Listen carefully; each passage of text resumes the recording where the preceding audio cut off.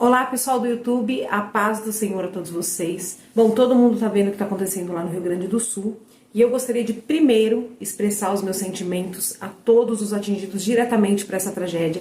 Dizer que o Brasil está com vocês. Nós estamos, cada brasileiro, cada pessoa desse país, fazendo alguma coisa para poder ajudar vocês. A causa é do país inteiro, não é só do Sul. E eu tenho certeza que todos estão envolvidos. Aqueles que não podem ajudar financeiramente ou pessoalmente nos resgates, tenho certeza que está orando por vocês, para que Deus entre com providência, para que a chuva pare nessa região e que vocês sejam restaurados o mais rápido possível. A necessidade de eu fazer esse vídeo veio quando eu estava conversando lá no meu serviço, né? Só se fala sobre isso em todos os lugares. E eu ouvi uma amiga lá do serviço dizer a seguinte frase: eu não acredito que Deus tenha alguma coisa a ver com isso. Eu não acredito que Deus seja mal para fazer uma tragédia daquela acontecer ali. Quando eu ouvi essa frase dessa minha amiga, a princípio me deu aquele ímpeto de João Batista, né, que está dentro de mim, de descer a Bíblia nela, mas aí eu me lembrei que essa amiga, ela não é crente. E ela, além de não ser crente, ela não é uma pessoa que conhece profundamente a Bíblia, que estuda as Escrituras. Não. Depois que ela falou isso, me deu um estralo. Eu entendi que realmente as pessoas insistem em criar um Deus na cabeça delas de acordo com as expectativas delas. As pessoas insistem em não conhecer a Deus através da Escritura, em não aceitar o Deus da Bíblia como ele é. E daí, para mim, tá muito claro que Deus, ele está chamando a atenção da humanidade, sim. Eu vejo Deus fazendo exatamente o que ele sempre fez, que foi chamar a atenção dos seres humanos em forma de juízo. Desde o Covid, depois aquela confusão toda nas eleições presidenciais, a vitória do Lula, mesmo a igreja se unindo, se mobilizando, orando muito por isso. E tudo isso que está acontecendo no mundo, né, dia após dia, cada dia uma notícia diferente, cada dia uma tragédia diferente, cada dia uma surpresa pior. Todo dia a gente fala, gente, o mundo está acabando. Fica muito claro hoje que nós estamos sim vivendo o apocalipse. E o texto que Deus me trouxe desde a época do Covid é aquela palavra que está lá em 2 Crônicas, capítulo 7, verso 14, que diz assim: se o meu povo, que se chama pelo meu nome, se humilhar e orar, e buscar minha face, e se arrepender dos seus maus caminhos, eu ouvirei dos céus, eu perdoarei os seus pecados e eu sararei a sua terra. É óbvio que Deus está chamando a atenção da terra para que ela se arrependa, para que a humanidade volte-se a Deus. Como que eu sei disso? Eu tirei isso da minha cabeça? Claro que não. Todo o Velho Testamento é isso. O resumo do Velho Testamento é Deus pesando a mão no povo, para que o povo se arrependa. O povo se arrepende, Deus abençoa o povo se desvia de Deus, Deus vai lá, traz juízo sobre o povo, cativeiro, sofrimento, o povo se arrepende de novo, Deus perdoa de novo, abençoa o povo e o povo se desvia de novo. Esse é o ciclo do Velho Testamento. Jesus veio com a graça salvadora, mas Deus, ele continua sendo o mesmo. O Deus que a gente serve é o Deus do Velho Testamento. Em nenhum momento Jesus disse, eu vim para anular o Pai. Eu vim para ser um novo Deus, e dessa vez um Deus mais fofinho, mais bonzinho. Não, ele veio para levar a gente ao Pai. Essa foi a missão dele, reconciliar o povo a um Deus que sempre foi amor. E por amor à humanidade, ele sempre fez de tudo para que o povo se arrependa e receba a salvação. Por amor à humanidade, nem mesmo ao seu próprio filho ele poupou. Antes o entregou na cruz. Mas quando a minha amiga veio e falou aquela palavra para mim, que Deus não era um Deus mau, que permitia uma tragédia dessa acontecer, imediatamente eu entendi que eu precisava trazer esse vídeo aqui, porque o primeiro ponto-chave do pecado da humanidade é não conhecer a Deus. Quando a pessoa não conhece a Deus, a pessoa não vai saber onde ela está errando, aonde ela precisa se arrepender, ela não vai saber como se converter do seu mau caminho. Se o mundo não lê a Bíblia, se o mundo não para orar, se o mundo não fala com Jesus, não ouve Jesus, se eles não vão à igreja, não ouvem a palavra que vem da parte de Deus, quando é que eles vão entender que eles precisam se arrepender? Nunca eles vão saber disso. Eles acham que está tudo bem. Tá tudo bem viver uma vida conquistando coisas, acumulando coisas na terra e não olhando para o próximo. Tá tudo bem viver a vida curtindo os prazeres da carne. Eu estava vendo uma moça falando no Instagram justamente sobre isso, dizendo que Deus estava querendo chamar a atenção do povo ao arrependimento através dessa tragédia, e o povo do mundo, gente, lotando os comentários, massacrando a moça, falando que a moça era uma sem noção, porque tinha um monte de gente morrendo afogado, e que era uma afronta ela espiritualizar isso, e num tempo como esse de dor, tentar exortar um povo que já estava sofrendo. Agora eu te pergunto, quando Noé pregou para a terra dizendo, arrependam-se, entrem na arca porque vai vir o dilúvio, O povo simplesmente ignorou o alerta dele, eles chamavam Noé de louco. E o que vocês acham que aconteceu? Morreu todo mundo. A gente conta a historinha de Noé para as criancinhas, né, antes de dormir, parece que não está falando nada, mas foi um massacre da humanidade. As pessoas morreram agarradas na porta da arca tentando entrar, gente. Morreu mulher, morreu criança. Vocês pensam que isso foi uma história inventada? Que isso não aconteceu? Aconteceu. E sabe quem que matou todo mundo? Foi Deus. O Covid passou, arrastou uma multidão. Sabe quem escolheu um por um que morreu? Deus. Sinceramente, a pessoa que acha que aconteceu uma tragédia desse tamanho, que Deus não tem nada a ver com isso, desculpa. Mas se você diz isso, se você pensa que Deus não tem nada a ver com isso, você está querendo dizer, sabe o que automaticamente? De duas uma. Ou Deus não viu, ou Deus não sabia que aquilo ia acontecer, que a chuva pegou Deus de surpresa. Ou seja, você está dizendo que Deus não é onisciente, ele não sabe de todas as coisas, que ele não tem controle de todas as coisas. Ou, se ele sabia e ele não tem nada a ver com isso, você está querendo dizer que Deus é omisso, que ele é um Deus que olha, que vê que vai acontecer uma tragédia e simplesmente ele sacode os ombros, deixa o pau quebrar, eu não tenho nada a ver com isso? Você sinceramente não conhece o Deus da Bíblia. A Bíblia diz que todas as vezes que Israel se afastava dele, que idolatrava outros deuses, pecava contra Deus, ele permitia? Sim. Ele trazia juízo sobre o povo? Sim. Deus fez o povo ser atacado pela Babilônia, ser levado como escravo.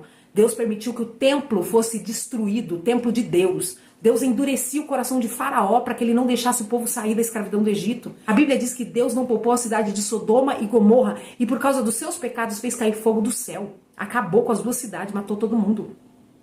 Deus não poupou o próprio povo de Israel, que saiu do Egito, passou 40 anos com ele no deserto.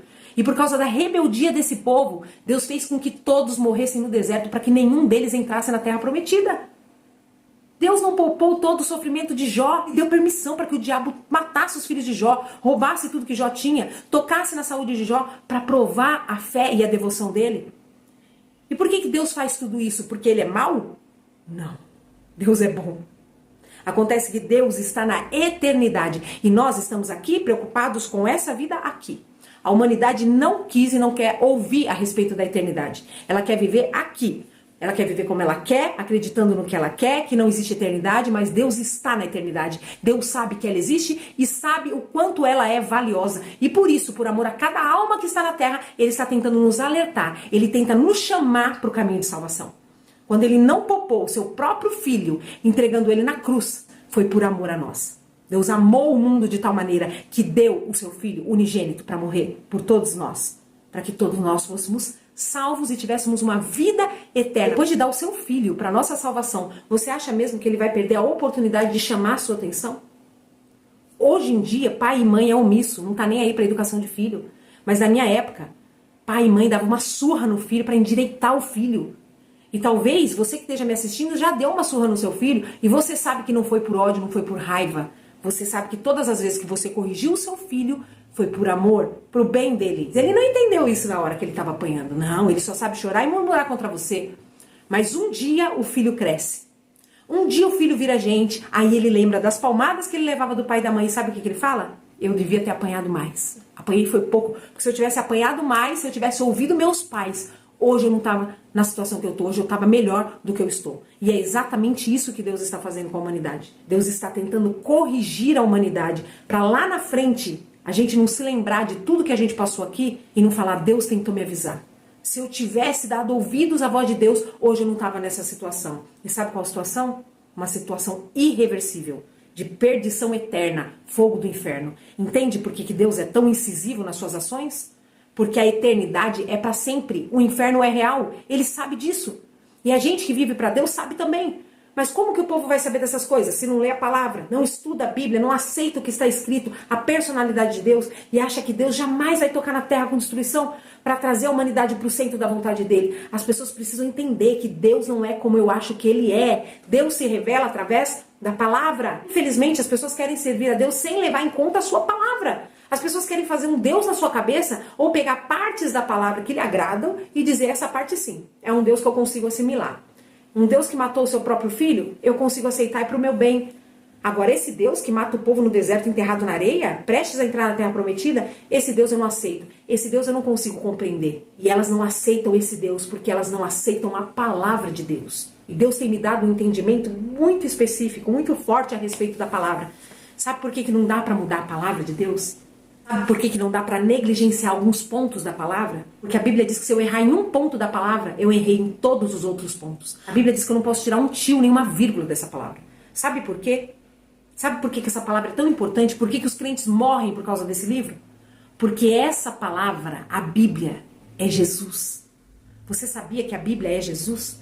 Você sabia que a palavra de Deus é Jesus? Está escrito lá em João 1. No princípio era o Verbo. E o Verbo estava com Deus, e o Verbo era Deus. Ele estava no princípio com Deus, todas as coisas foram feitas por ele, e sem ele nada do que foi feito se fez. E lá no verso 14 diz, e o Verbo se fez carne e habitou entre nós, e vimos a sua glória como a glória do unigênito do Pai. Olha que interessante, Jesus disse, eu sou a verdade e a vida. Ele é a verdade. Só que em outro ponto ele diz, a minha palavra é a verdade. Então a palavra de Deus é Jesus. Jesus é a palavra encarnada. E é por isso que as pessoas querem mudar a palavra. É por isso que elas têm dificuldade de aceitar a palavra. Porque negando a palavra, ela está negando o Filho de Deus. Está negando Jesus. E aí acabou, meu filho. Você não consegue alcançar a salvação. Ninguém vem ao Pai se não for por mim. Por mim quem? Jesus. Quem? A palavra. Você só vai a Deus através da palavra. E Deus tem falado muito, inclusive sobre isso que aconteceu no Rio Grande do Sul. Vocês viram a quantidade de vezes que Deus falou sobre o acontecimento? Quantas profecias? Muitas. E além de todas as profecias que nós temos visto aí na internet, provando que Deus avisou sim o que estaria acontecendo, que Deus sabia sim do que iria acontecer, e ele ainda disse o motivo pelo qual isso ia acontecer, para chamar o povo ao arrependimento. Além de todas essas profecias, nós temos a Bíblia, que nos diz o quê? Que nos últimos dias seria exatamente como no tempo de Noé. No tempo de Noé foi o quê? Tempo de bênção ou de juízo? Tempo de juízo. Lembra que eu falei que existia o tempo que o povo estava arrependido, daí Deus abençoava o povo, até a hora que o povo se desviava novamente, e aí Deus vinha com juízo no povo? Pois a Bíblia diz que nos últimos dias seriam como dias de Noé. E o que era o tempo de Noé? Noé era o tempo de juízo. Um tempo onde a terra estava contaminada pelo pecado como hoje. E onde Deus, não aprovando a conduta da humanidade, decidiu trazer juízo. Mas e os crentes nessa, irmã Kelly? Se eu me arrepender, se eu servir a Deus com inteireza de coração, se eu largar minha idolatria ao dinheiro e começar a servir o próximo, a amar a Deus sobre todas as coisas, eu vou viver esse juízo também?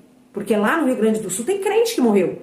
Tem igrejas alagadas que perderam tudo. Então sim, você vai viver esse cenário, mas a Bíblia fala de uma coisa muito interessante, chamada multiforme sabedoria de Deus. Deus tem uma multiforme sabedoria que capacita ele a fazer com que todas as coisas cooperem para o bem daqueles que amam a Deus.